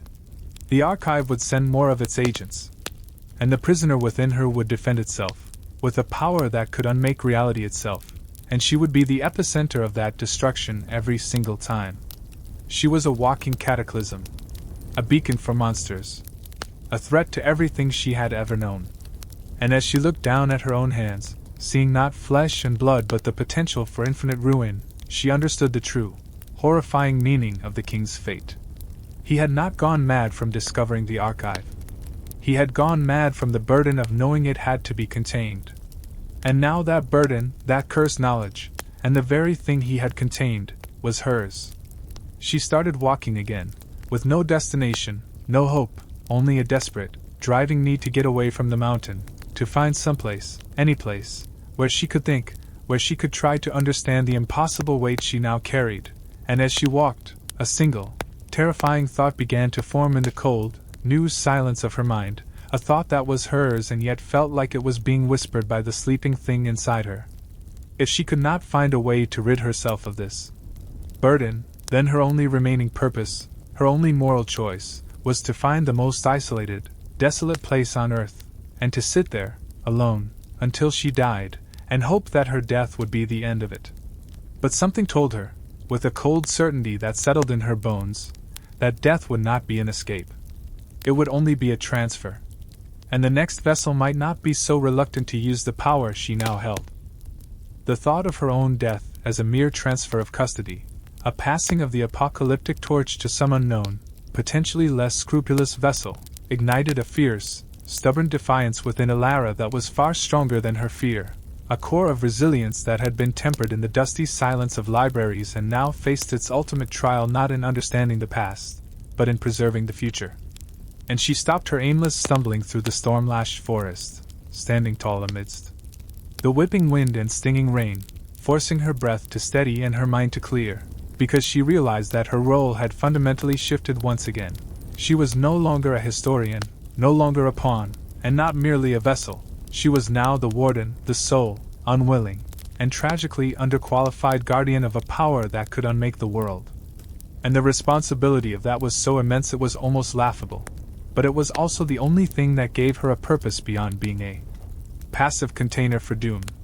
The cold presence of the prisoner was a constant, sleeping pressure in her soul, a vast and silent depth that felt like the bottom of an ocean had been poured into her mind, and she knew with absolute certainty that the archive's agents, the preserved remnants of the king's court, were not gone for good.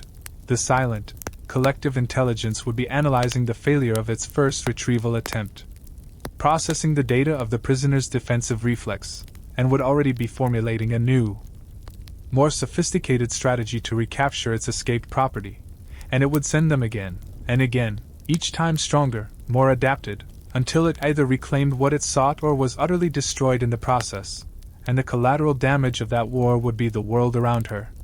She couldn't go to a city, a village, or anywhere there were people. She was a magnet for forces that would think nothing of obliterating a town to get to her, and the prisoner's automatic defense would respond in kind, and the thought of a single life lost because of her was a weight even heavier than the entity she carried. But she also couldn't just wander and wait to die. That was a surrender that doomed everyone eventually. She needed knowledge. She needed to understand what she was carrying, to understand the nature of the archive, to find a weakness not just in the jailer, but in the prisoner itself, and there was only one place left in the world that might hold even a fragment of that answers: the royal capital, and specifically the deepest, most restricted vault of the royal archives, the one place she had never been granted access to. The sealed section that was rumored to hold the true, unsanitized records of King Alistair III's reign, the documents that had been deemed too dangerous for history. It was a desperate, insane plan, to walk into the heart of the kingdom carrying an apocalypse in her chest, to risk countless lives for a sliver of a chance at an answer. But it was the only plan she had. The journey was a blur of exhaustion and grim determination. She moved like a ghost through the hinterlands, avoiding roads and settlements, sleeping in ditches and hollow trees, living off rainwater and bitter roots, and the presence of the prisoner within her subtly altered her relationship with the world. Animals fell silent and fled at her approach, the woods themselves seeming to grow still and watchful in her wake, and once, when a pack of wolves surrounded her in a moonlit clearing, their eyes glowing with hunger, she felt a flicker of annoyance from the sleeping presence, and the alpha wolf simply whimpered, laid down, and buried its head in its paws, the entire pack following suit until she had passed, a display of raw, unconscious dominance that chilled her to the bone. After days of travel, filthy, starving, and trembling with fatigue, she saw the spires of the capital rising in the distance, and a new fear gripped her. Would the archives agents be waiting for her there? Would the royal guard sense the wrongness she carried? Using every ounce of her knowledge of the city's less traveled routes, she slipped through a forgotten drainage culvert and into the labyrinthine underbelly of the capital, the reeking sewers and ancient catacombs that ran beneath the modern streets, moving through the darkness with a sense of direction that felt less like her own and more like the prisoner's innate understanding of deep, enclosed spaces guiding her steps. She emerged into the archives not through a door, but through a loose grate in a sub-basement, entering the hallowed halls not as a respected scholar but as a ragged, dripping phantom, her appearance so altered by grime, exhaustion, and the subtle aura of otherworldly cold that clung to her that the few nighttime clerks she passed did not recognize her, their eyes sliding over her with a glazed, uninterested look. As if their minds refused to properly register her presence, another unconscious effect of her passenger. She didn't head for the main collections. She moved with purpose towards the oldest wing, to a massive, iron-banded door marked with the seal of King Alistair himself and guarded by two silent, armored figures. This was the Black Vault. She had no key, no authority, no hope of bluffing her way past.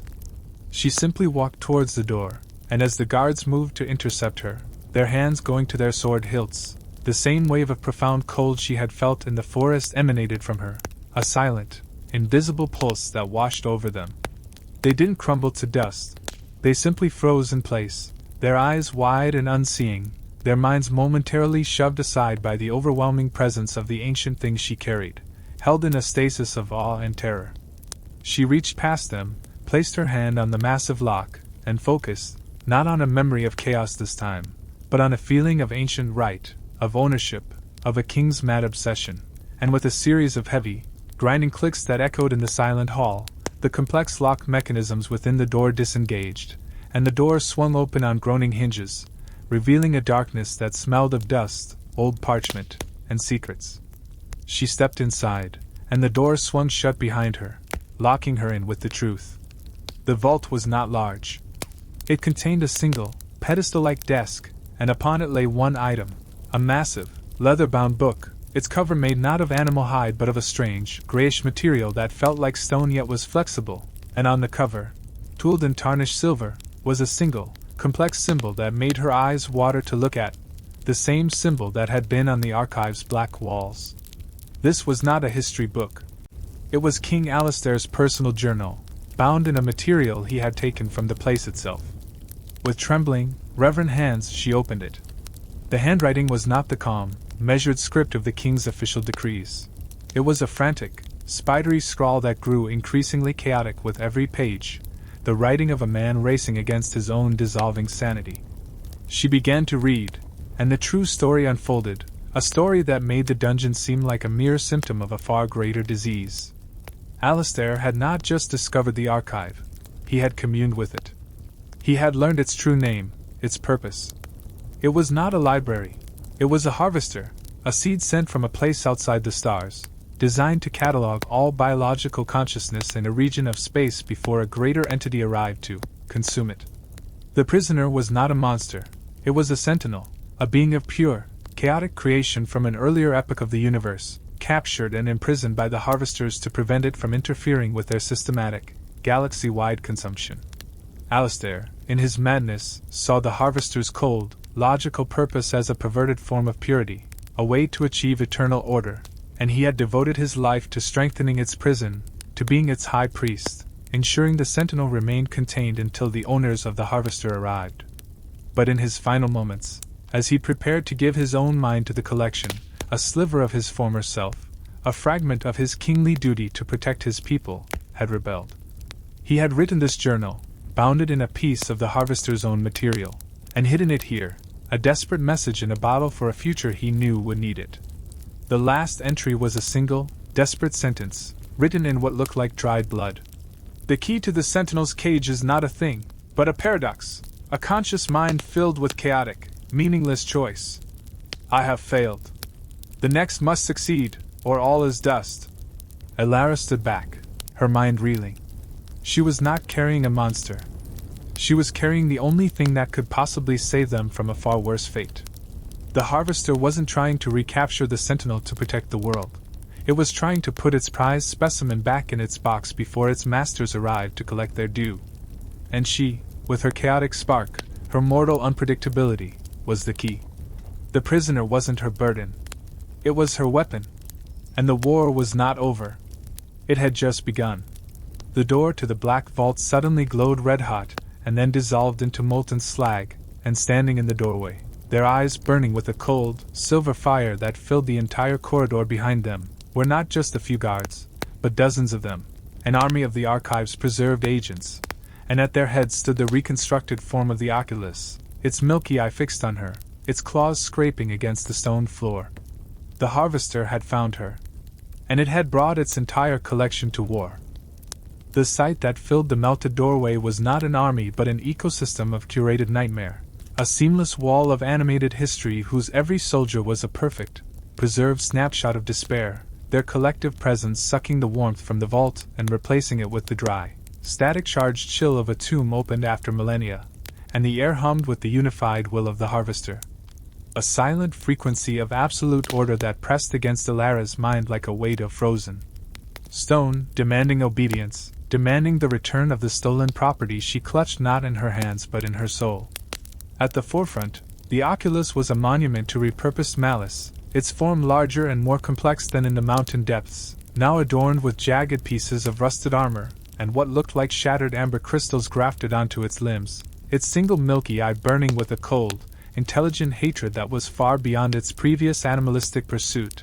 It was now a general, a direct extension of the harvester's will, and its mere gaze felt like it was cataloging her every weakness, every fear, every memory of pain for later use. Behind it, the ranks of the King's Guard stood not as individuals but as a single, horrifying organism, their movements perfectly synchronized, their silver-lit eyes creating a wall of cold fire in the darkened corridor, and flanking them were other figures, horrors she had not encountered before, scribes with fingers tapered into razor-sharp metallic quills that dripped with a black, viscous ink that smoked where it hit the floor, their mouths stitched shut with silver wire, hunched, multi-limbed things that might have once been the blind artisans, now fused with their tools, their bodies sprouting chisels and saws that twitched with a hungry life, and floating among them, ethereal and terrifying, were the shimmering, barely corporeal forms of the collected minds themselves, their faces shifting through 1,000 expressions of agony and ecstasy, their voices a constant, low psychic drone that promised a painless, glorious assimilation if she would only stop fighting. This was the harvester's true face, not just a collector of souls but a refiner of them, a factory that repurposed consciousness into specialized tools for its own maintenance and defense, and it had deployed its entire arsenal here, in the heart of the kingdom's seat of knowledge, to reclaim the sentinel and eliminate the anomalous variable, her. There was no time to think, to plan, to even fully process the cataclysmic revelations of the King's Journal. The Oculus took a single, ground-shaking step into the vault, its claws scraping deep furrows into the stone floor, and a command, silent and absolute, echoed from it to the entire force, retrieve the specimen, erase the contaminant. The army began its advance, a silent, inexorable tide of death. Elara's instinct was to freeze, to succumb to the hopelessness of the situation, but the presence within her, the sleeping sentinel, reacted to the direct threat not with a twitch, but with a roar. It did not wake fully, but a part of its immense consciousness, the part that had spent eons in hatred of its jailer, surged to the forefront, and Elara was no longer a person making a choice. She was a conduit, a lightning rod for a fury that was older than the mountains. Her body moved without her volition. She raised a hand, not in a gesture of defense, but of command, and her voice, when it emerged, was not her own. It was a layered, harmonic boom that held the sound of collapsing stars and the birth of volcanoes, a voice that tore through the harvester's silent frequency and made the very air crackle with raw power. "You forget your place, little tool." The voice that was hers and not hers thundered, shaking the foundations of the archive building. "You are a scribe, a curator of dust. I am the storm that scatters the dust to the winds." The advancing army halted, not out of obedience, but from the sheer, overwhelming pressure of the presence that now radiated from her. The floating mines shrieked and recoiled, their forms flickering. The sentinel was not using its power to destroy. It was asserting its nature, its fundamental opposition to the harvester's order. And it was using her as its mouthpiece. "You seek to return me to a cage built from the shackles of minds you have broken and bent." The voice continued, every word a physical force that pressed against the silver-eyed army. "But the key you used to lock me is gone, replaced by a paradox you cannot catalogue. This flesh, this mind, it chooses chaos. It embraces the meaningless spark. And that is a key for which you have no lock." The oculus, compelled by its programming, resisted the pressure. It lunged, its claws moving faster than sight, aimed at her heart, not to kill, but to extract. But the sentinel's will was now awake within her. Elara's hand snapped up, and she did not block the blow. She caught the creature's massive wrist, her frail, human hand stopping the powerful strike with an impossible, unshakable strength. Where her skin touched the oculus's desiccated flesh, a reaction occurred, not an explosion, but a rapid, violent unraveling. The oculus did not crumble to dust, it unmade itself. Its form dissolved into a stream of pure, screaming data, bits of captured sight, stored memories of its victims, the magical bindings that held it together, all of it streaming into Elara's hand, not to be absorbed, but to be erased, converted into a burst of chaotic, harmless energy that dissipated into the air with a sound like shattering glass. The general was gone, deleted from existence. The psychic shockwave of its erasure blasted through the ranks of the harvester's army, causing them to stumble, their perfect synchronization broken, their silver eyes flickering erratically. The sentinel within her was not fighting them. It was debugging the system, deleting its corrupted files. But the effort cost her. Elara felt a wave of crippling weakness wash over her, a cold so profound it felt like her blood was turning to ice in her veins. Using the sentinel's power, even a fraction of it, was draining her life force, burning her mortal body as fuel for its cosmic will. She couldn't do that again. She would not survive it. The harvester, sensing the vulnerability, rallied its forces. The scribes raised their ink-dripping quills, the multi-limbed artisans scuttled forward, their tool limbs whirring, and the collected minds merged into a single, shimmering spear of psychic energy aimed directly at her mind, ready to overwhelm her consciousness and seize control of the vessel itself. This was it. A direct assault she could not stop without killing herself in the process. In that moment of absolute desperation, with the unified will of 1,000 stolen souls poised to crash down upon her, Elara remembered the king's final, blood-written words. A conscious mind filled with chaotic, meaningless choice. The key was not the sentinel's power. It was her own. The harvester operated on logic, on patterns, on predictable systems of capture and assimilation. Her humanity, her irrational, chaotic, and unpredictable choices, was the one variable it could not compute. It expected her to fight back with the power she held, to become the storm. It did not expect her to do something utterly, stupidly human. Instead of raising her hands to defend herself, she turned her back on the advancing army. She ignored the lethal threat completely. She reached down, grabbed the heavy, stone-leather journal of King Alistair from its pedestal, and with all her remaining strength, she hurled it not at the army, but at the vault's single, ancient, glass-covered oil lamp that hung from the ceiling. The journal, a thing of immense historical value and cosmic significance, smashed through the glass, shattered the lamp, and landed in a pool of spreading oil. A spark. A flicker. And then flames erupted, hungry and mundane and utterly chaotic, leaping to the dry, parchment-filled shelves that lined the vault's walls. Shelves she now realized were filled not with books, but with the harvester's own curated collection of knowledge, its physical backup, the original documents that had fed the archive's intelligence for centuries. The harvester's army stopped dead. The psychic spear of the collected minds wavered and dissolved. The synchronized silver eyes wide with something that looked like horror. This was not in the program. This was not a logical move. This was vandalism. This was chaos. This was a meaningless, destructive, beautiful choice. The flames, fed by centuries of dry paper and leather, spread with terrifying speed, engulfing the shelves, the artifacts, the very history of the harvester's influence on the world. The army did not know how to respond to this. Their purpose was retrieval and assimilation, not firefighting. They stood, paralyzed by the illogic of her action. The connection between them and the main archive, weakened by the distance and the sentinel's presence, faltered in the face of this unpredictable variable. Seizing the moment, Elara did not run towards the door. She turned and ran deeper into the black vault, into the flames, because she had seen something in the brief instant before she threw the journal. A symbol etched into the back wall, hidden behind the pedestal, the same symbol that was on the journal's cover. A symbol that she now understood was not a decoration, but an emergency exit, a failsafe placed by a king who, in his final moment of clarity, had prepared for the possibility that his successor might need to escape the truth.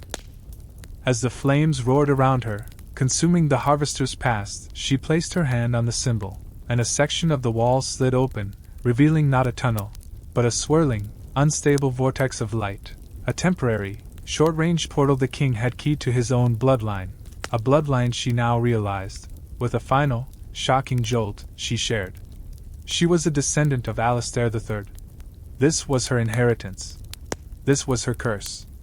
And without a backward glance at the burning archive or the paralyzed army, she stepped into the light, not knowing where it would take her, but knowing that the war was now truly, irrevocably, begun, and the first battle had been fought not with a god's power, but with a historian's desperate, chaotic choice.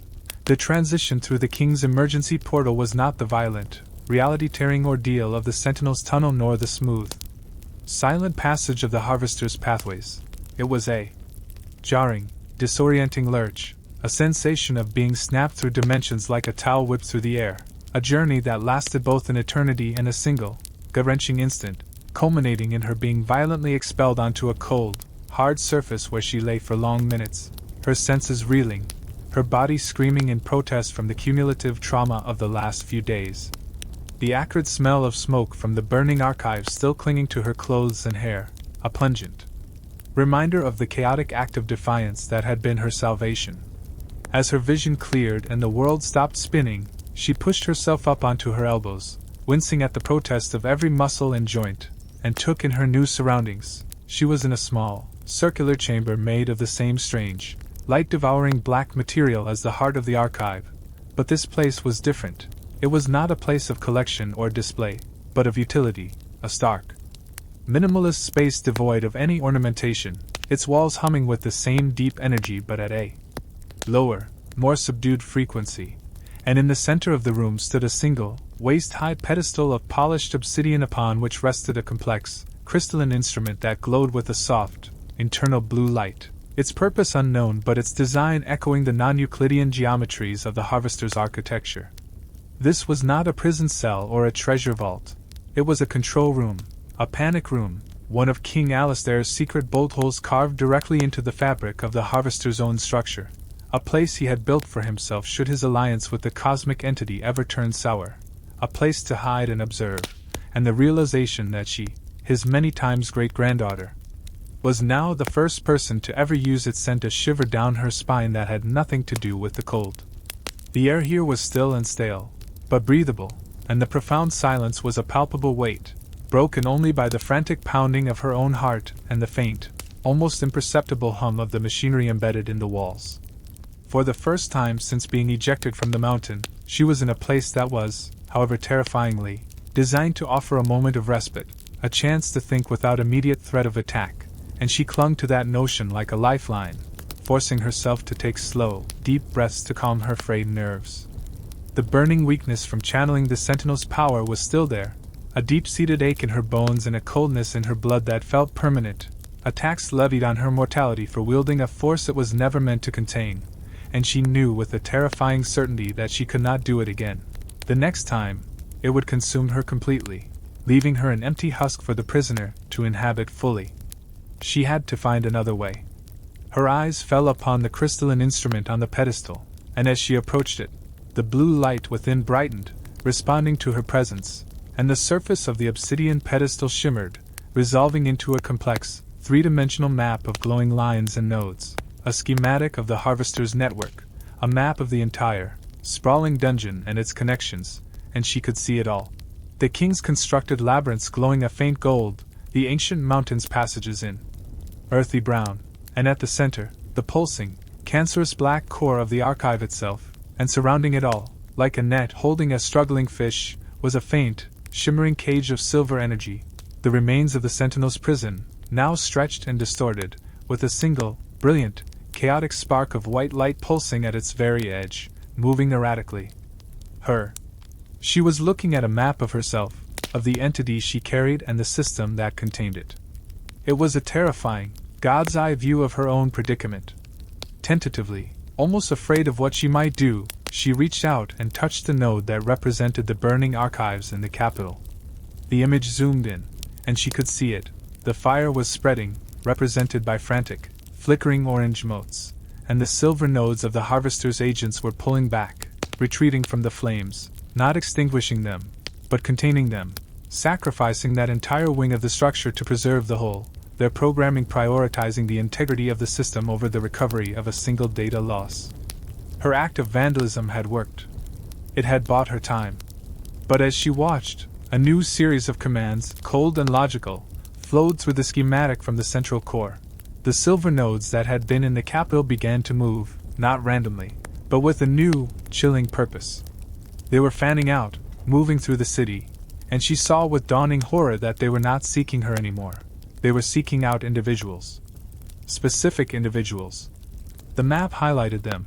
A street urchin hiding in an alley, his mind sharp and unpredictable, a brilliant but eccentric inventor in her workshop, surrounded by chaotic half-finished creations, a musician composing a piece of wildly discordant, innovative music. The Harvester, having failed to recapture the Sentinel directly, had switched to a new strategy. It was going to create its own paradox. It was going to find other chaotic, creative, unpredictable minds, capture them, and refine them, process them into a new key, a synthetic counterpart to her own natural chaos, a tool it could control and use to relock the Sentinel's cage. It was adapting. It was learning from her. And it was going to torture and destroy innocent people to do it. The sheer, cold logic of it was more horrifying than any monster. She couldn't let that happen. She had to stop it. But how? She was trapped in this tiny room, physically and spiritually exhausted, with a weapon inside her that would kill her if she used it. She looked desperately at the map, at the glowing schematic of the Harvester's systems, and her historian's mind, her innate ability to find patterns in chaos, kicked in. She saw the flow of energy, the pathways of data, the connections between the core and its agents. She saw the commands being issued. And she saw a vulnerability. The Harvester's intelligence was not a single, centralized point. It was distributed, a network of the collected minds, with the core acting as a router and repository. But the commands, the will, emanated from a specific cluster within the core, a cluster that glowed with a distinct, familiar golden light amidst the silver. King Alistair. Or what was left of him. His was the ruling consciousness, the prime node that gave the Harvester its direction and purpose. He wasn't just a part of the collection, he was its governor. And he was the one giving the order to harvest new chaotic minds. He was the source of the commands. If she could disrupt him, even for a moment, It might cause enough confusion in the network to buy those people time, to make the Harvester pause its new, horrific project. But she had no way to reach him. She was here, and he was there, in the heart of the mountain. Unless... She looked at the crystalline instrument. It wasn't just a map. It was an interface. A control panel. This was how Alistair had planned to monitor and steer the Harvester if needed. She could use it. But she couldn't issue a command. Her will was anathema to the system. But she could introduce a variable. A chaotic spark. Remembering the effect of the flint strike in the Archive's heart, she knew what she had to do. It was a desperate, stupid long shot. Focusing all her will, she placed her hands on the cool crystal of the interface. She closed her eyes, and instead of trying to project a thought or a command, she did something else. She remembered a specific, utterly meaningless, and chaotic moment from her childhood, the sensation of skipping a flat stone across a pond on a summer day, the random number of skips, the unpredictable way it sank, the concentric ripples disrupting the perfect reflection of the sky. She held that memory, that feeling of random, pointless, joyful action, and she pushed it, not as data, but as pure sensation, into the interface. She poured the memory of the meaningless spark into the machine. For a second, nothing happened. Then, the entire schematic flared a blinding, violent white. The map dissolved into static. The soft blue light of the crystal turned a frantic, strobing red. An alarm began to blare, a shrill, electronic shriek that was utterly alien in the silence. And deep within the schematic, in the cluster of golden light that was King Alistair, a tiny, brilliant point of white chaos erupted, a digital cancer, a corrupted thought, a memory of a skipping stone in a system that understood only purpose and order. The effect was instantaneous.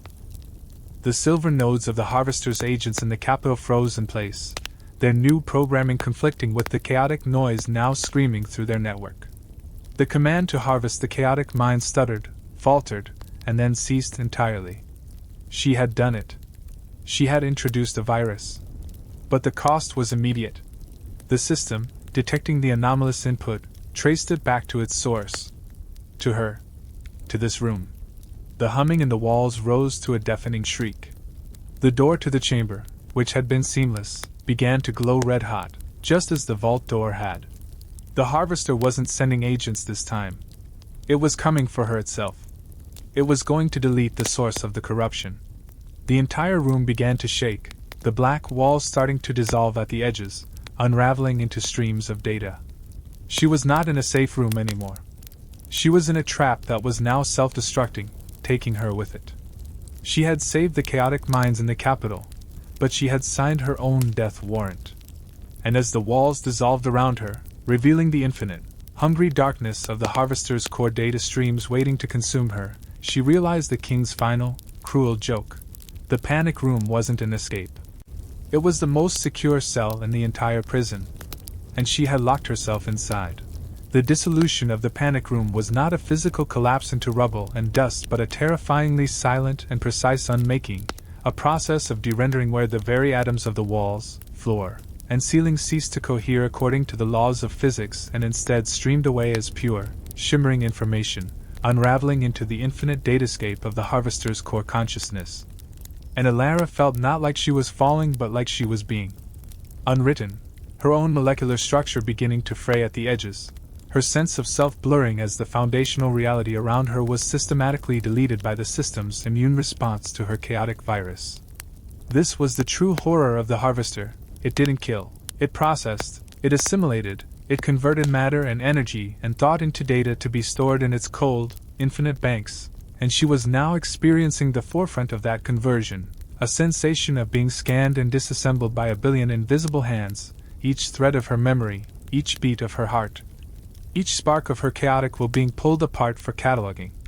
The sleeping sentinel within her, the ancient prisoner of this system, reacted to this ultimate threat not with a roar of power, but with a profound, focused silence, a contraction of its immense presence into a diamond-hard point of defiance at the very center of her being, a fortress of self around which the hurricane of assimilation could not yet penetrate, but it was a holding action. A desperate defense that was being slowly, inexorably eroded by the relentless, infinite processing power of the Harvester. She could feel the king's presence, the golden node of Alistair's consciousness, directing the assault, his once mad but now purely logical mind wielding the harvester's tools with a surgeon's precision, his will a cold scalpel seeking to dissect her paradox and add it to his collection, and his thought voice echoed in the dissolving space around her, not with malice, but with a terrifying, paternal disappointment. You see, granddaughter? This is the price of chaos. This is the mess that emotion and choice create. Order is peace. Order is preservation. Cease your struggle. Become a part of the great and beautiful silence. It is your birthright. The offer was a lie, but the pressure was real. Her vision was tunneling, the world dissolving into a gray static fuzz, the sound of her own heartbeat becoming a distant, fading echo, and she knew she had seconds, perhaps less, before she was erased, converted into just another flickering point of light in the harvester's captive galaxy. In this final, desperate moment, poised on the precipice of non-existence, a memory surfaced, not one of her own, but one that the Sentinel, in its intimate knowledge of its jailer, pushed to the forefront of her mind, a memory of the king's journal, not the words, but the feel of it, the texture of the strange stone leather cover, a material that was not of this world but was a piece of the harvester itself. A physical shard of the archive's essence that he had used to bind his thoughts, and with that memory came a realization, a final, crazy, paradoxical gamble. The harvester was a system of pure information, but the king, in his mortal sentimentality, had left a physical backdoor, a tangible piece of itself that existed outside its own data streams. The panic room was dissolving, but the obsidian pedestal and the crystalline interface, being directly connected to the system's core, were the last to go, their forms flickering and becoming translucent. With the last ounce of strength her dissolving body could muster, a strength born of pure, undiluted will, Alara lunged not away from the unraveling, but towards the pedestal, and she did not try to issue a command or push another memory into it. Instead, she focused every shred of her chaotic, dying consciousness, every random, meaningless, and beautiful thought of her life, the taste of rain, the smell of old books, the feeling of fear, the spark of the flint, the joy of a skipping stone, and she poured it all, not into the interface, but at it, not as data, but as a weapon of pure, conceptual opposition. She screamed, a sound that was both hers and the Sentinel's, a silent scream in the data stream that was the absolute antithesis of order. And oh, it was not a command. It was a choice. A refusal. The fundamental, chaotic assertion of a self against the collective. And she directed it, with the precision of a laser, at the crystalline interface. The effect was instantaneous and catastrophic. The crystal, designed to process complex but logical commands, could not compute the raw, meaningless contradiction she had injected. It didn't break. It short-circuited on a conceptual level. A wave of dissonant, reality-warping feedback exploded from the interface, a shockwave of pure paradox that ripped back through the connection into the harvester's core. The unraveling of the room halted abruptly. The gray static recoiled. The king's presence, so cold and sure, emitted a psychic shriek of agony and confusion as the contradictory energy, the energy of no, washed over his golden node. The entire harvester network shuddered. On the schematic that was now burning in her mind, she saw it. The golden node flickered wildly, and for a glorious, fleeting second, it went dark. The system, for the first time in millennia, was without its governor. The relentless pressure on her soul vanished. The unraveling of her body stopped, her form snapping back into a shaky, coherent whole with a jolt that felt like being born. She was lying on the cold, solid floor of the panic room. It was whole again. The walls were back. The door was sealed. The only evidence of the cataclysm was the crystalline interface on the pedestal. It was dark, dead, a web of fractures covering its surface. She had done it. She had not destroyed the harvester, but she had given it a stroke. She had shut down King Alistair. But the victory was terrifyingly temporary. The system was not dead, it was rebooting. She could feel it, a low-level hum of activity restarting, a system-wide diagnostic running, trying to purge the corruption and restore order. The golden node on the mental schematic flickered, then glowed again, but it was dimmer, unstable, its connection to the network frayed and glitchy. Alistair was still in there, but he was wounded, confused. The harvester was still functional, but it was crippled, its processing speed slowed to a crawl, its commands sluggish and uncertain.